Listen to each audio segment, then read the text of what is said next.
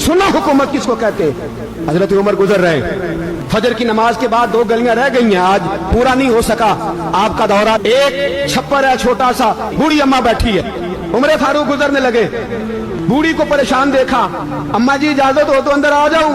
बूढ़ी कहने लगी चल दौड़ जा, अपना काम कर, क्यों इजाजत दूं? तेरी मेहरबानी अम्मा, आने दो। क्या दौड़ जा? तेरी मेहरबानी अम्मा, गुजारिश है, चलो आ जाओ। अंदर आ गए उमर फारूक।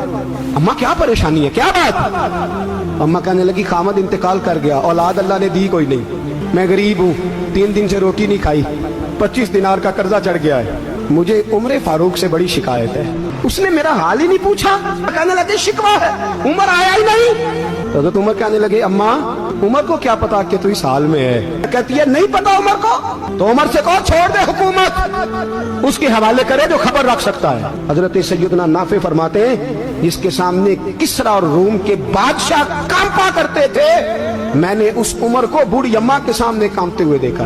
राशा तारी है उमर फारूक पर। दौड़े गए, 25 दिनार लाए, राशन रख के लाए, रोटियां पकाई, बूढ़ी अम्मा को खिलाई। कहने लगे अम्मा 25 दिनार ले ले और चल, गलती हो गई, उमर को माफ कर दे।